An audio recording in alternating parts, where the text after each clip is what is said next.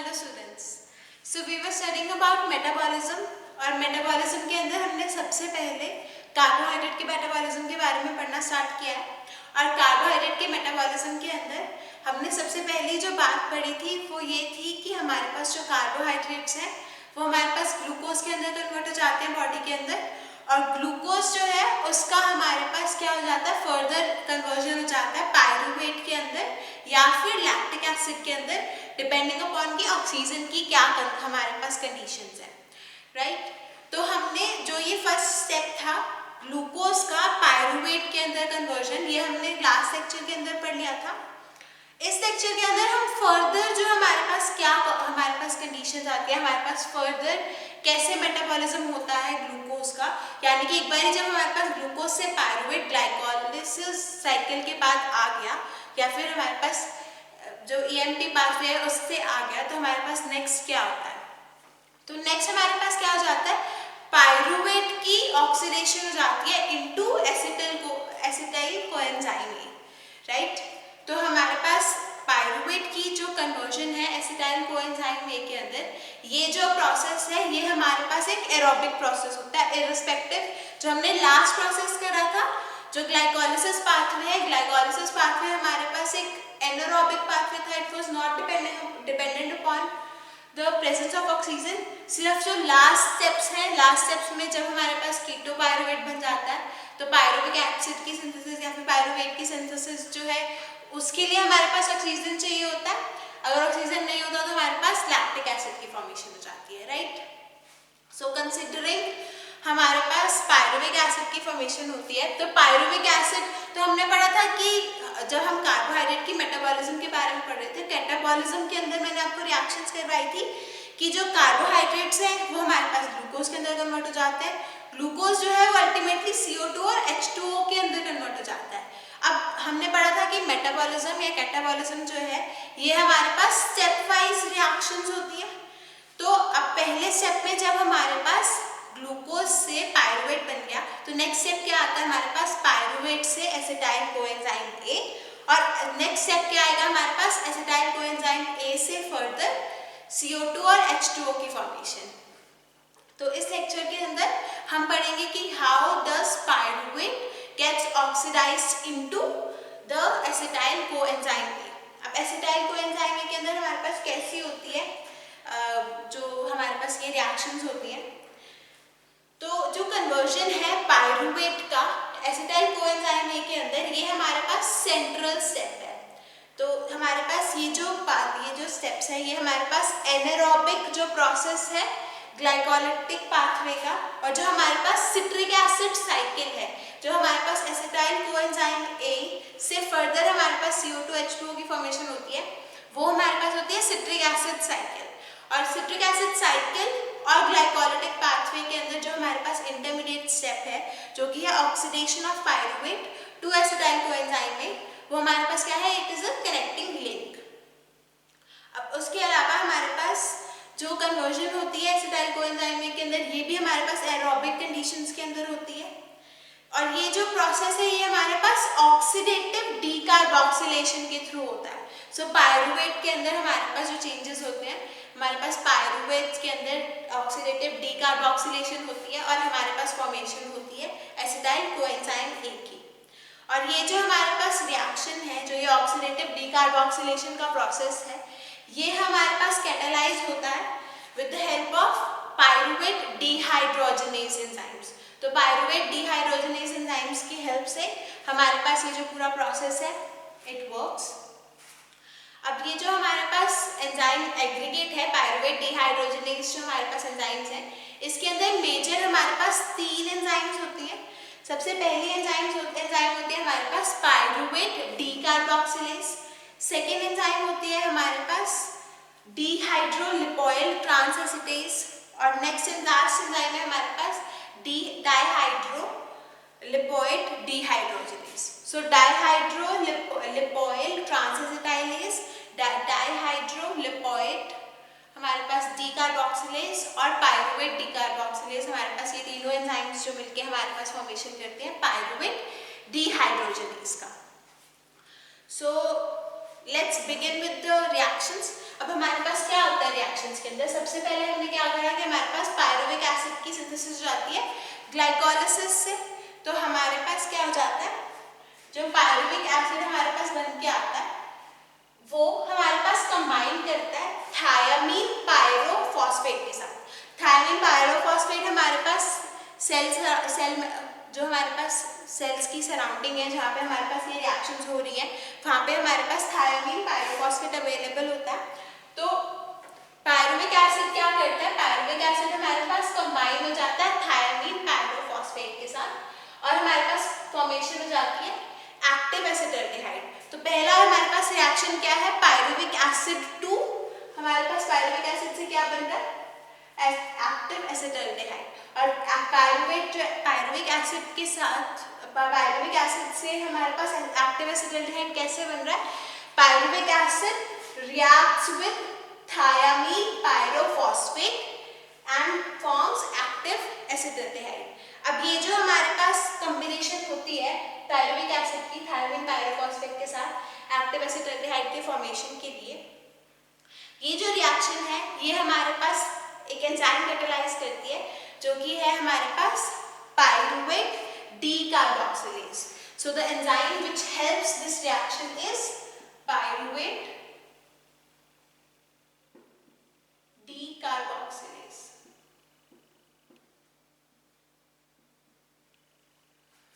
तो pyruvic acid thiamine pyrophosphate के साथ कंबाइन करता है, उसके ऊपर हमारे पास एक एंजाइम रिएक्ट करती है पायरुवेट डीकार्बोक्सिलेज जो कि हेल्प करती है हमारे पास एक्टिव एसिटाल्डिहाइड की फॉर्मेशन। अब नेक्स्ट स्टेप क्या आता है हमारे पास, एक्टिव एसिटाल्डिहाइड से हमारे पास एसिटाइल लिपोइड की फॉर्मेशन होती है।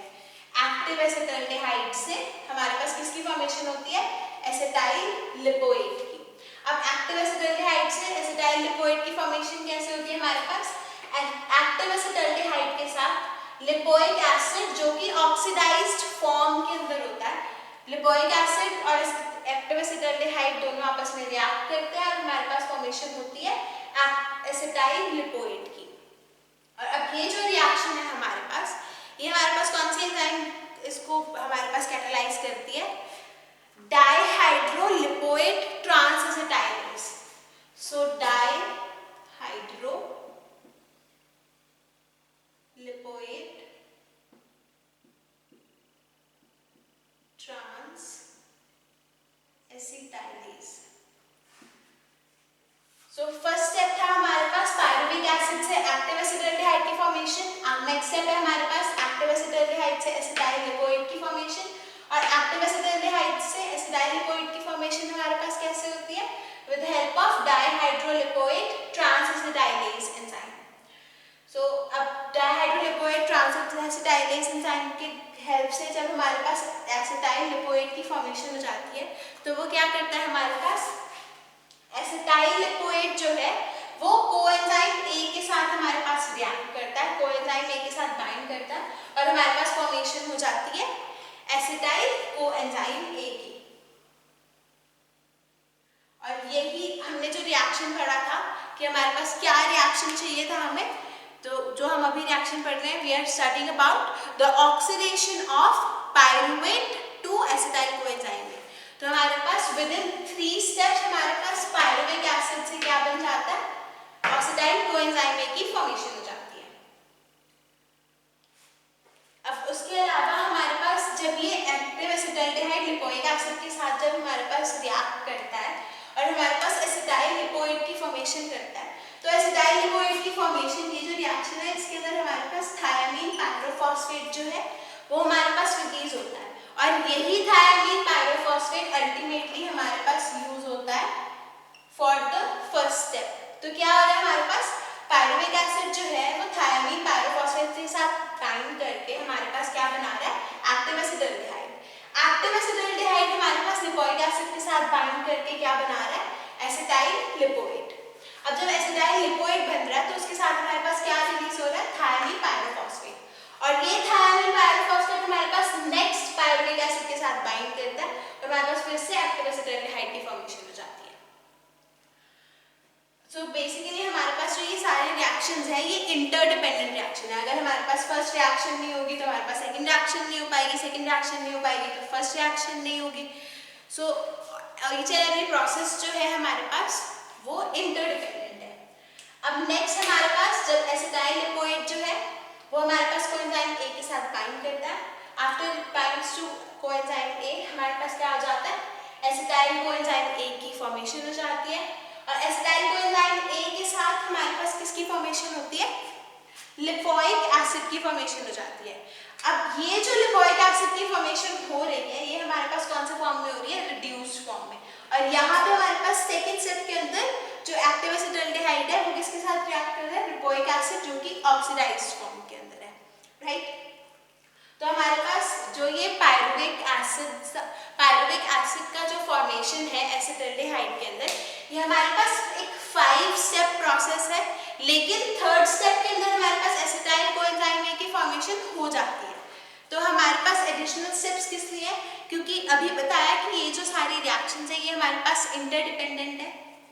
तो सेकेंड स्टेप होने के लिए हमारे पास क्या किसकी रिक्वायरमेंट है, लिपोइक एसिड की रिक्वायरमेंट है, जो कि ऑक्सीडाइज्ड फॉर्म के अंदर है।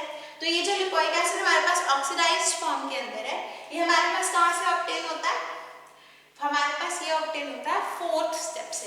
और फोर्थ स्टेप के अंदर हमारे पास क्या होता है, जो लिपोइक एसिड है जो कि रिड्यूस्ड फॉर्म के अंदर है वो हमारे पास रिएक्ट करता है FAD के साथ। So what happens is lipoic acid reacts with FAD, lipoic acid that is in reduced form reacts with FAD and the lipoic acid gets converted into oxidized form and the FAD gets reduced and is formed into FADH2।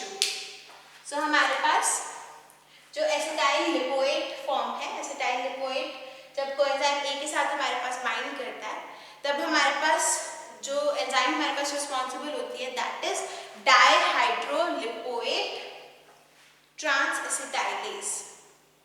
So same enzyme है हमारे पास acetyl lipoid की formation के लिए भी हमें डाइहाइड्रोलिपोइक transacetylase चाहिए और हमारे पास एसिटाइल कोएंजाइम ए की फॉर्मेशन के लिए भी हमें डाइहाइड्रोलिपोइक trans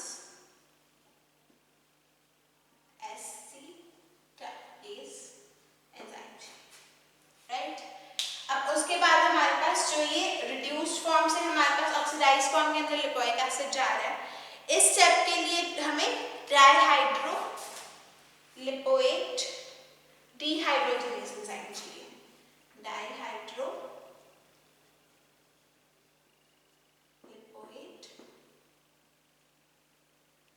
dehydrogenase. So with the help of dihydrolipoic dehydrogenase enzyme, the reduced form of lipoic acid is converted into oxidized form of lipoic acid. So after this हमारे पास जो next step है that is दोबारा further हमारे पास regeneration होनी चाहिए FAD की, ताकि हमारे पास जो lipoic acid है, जो reduced form का lipoic acid है, हम उसको oxidized form में convert करवा सकें। तो ये हमारे पास regeneration कैसे होती है, जो FADH2 है that binds with NAD and it is converted into FAD plus NADH plus H positive। तो हमारे पास ये जो रिएक्शन है ये भी हमारे पास कौन सी एंजाइम इसको कैटेलाइज करती है, डाइहाइड्रोलिपोइक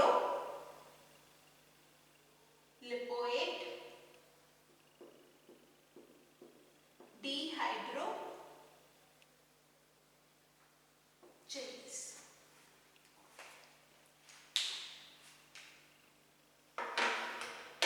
सो this is the entire process जिसके अंदर हमारे पास ऑक्सीडेशन हो रही है पायरुवेट की एसिटाइल कोएंजाइम ए के अंदर। तो ये जो हमारे पास ऑक्सीडेशन हो रही है पायरुवेट की एसिटाइल कोएंजाइम ए के अंदर, इस पूरे प्रोसेस में हमारे पास बेसिकली क्या चेंज हो रहा है, जो पायरुविक एसिड है वो हमारे पास एसिटाइल कोएंजाइम ए के अंदर हमारे पास कन्वर्ट हो रहा है और हमारे पास जो सेकेंड चेंज है दैट इज NAD जो है वो हमारे पास NADH plus H पॉजिटिव के अंदर कन्वर्ट हो रहा है।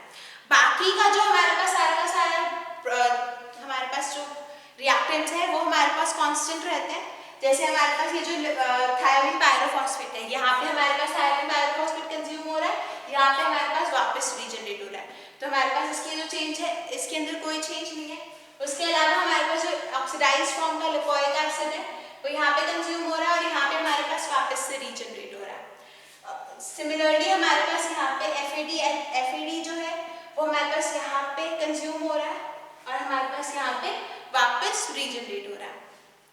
सो बेसिकली हमारे पास जो oxidation of pyruvic acid to acetyl coenzyme में है, इस पूरे प्रोसेस के अंदर हमारे पास गेन किस चीज का होता है, we gain acetyl coenzyme A and NADH plus H positive. So अब ये जो हमारे पास पूरा प्रोसेस था ये किस लिए पढ़ा हमने, क्योंकि ये हमारे पास कार्बोहाइड्रेट्स की मेटाबॉलिज्म के अंदर कनेक्टिंग लिंक है between glycolysis and citric acid cycle. Glycolysis के अंदर क्या होता है, हमारे पास ग्लूकोज जो है it gets converted into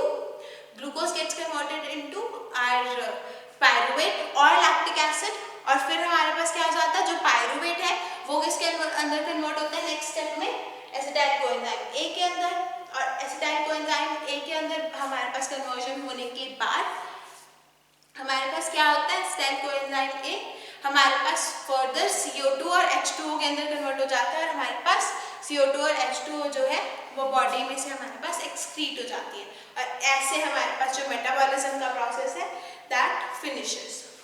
so अब oxidation of pyruvate to acetyl coenzyme A के बाद हमारे पास जो नेक्स्ट स्टेप आता है in the metabolism of carbohydrates that is citric acid cycle.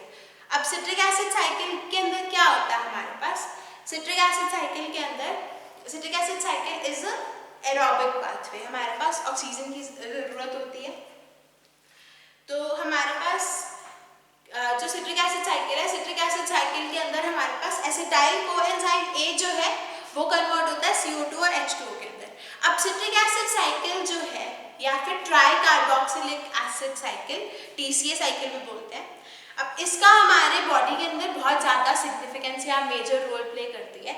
क्या होता है सिट्रिक एसिड साइकिल के अंदर, अब सिट्रिक एसिड साइकिल के अंदर हमारे पास एसिटाइल कोएंजाइम ए जो है वो कन्वर्ट हो रहा है CO2 और H2O के अंदर।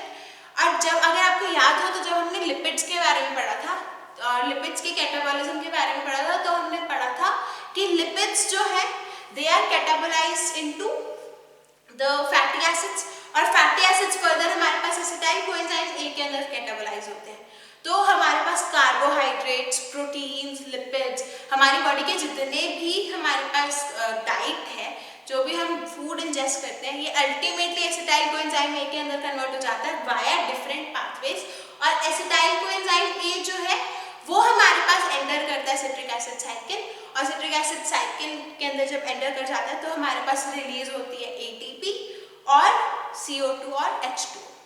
सो ये जो पूरा प्रोसेस है जो सिट्रिक एसिड साइकिल है वो one of the most important cycles है in the biochemistry of the metabolism of carbohydrates, proteins and lipids. So citric acid cycle के बारे में हम नेक्स्ट लेक्चर के अंदर पढ़ेंगे। Thank you.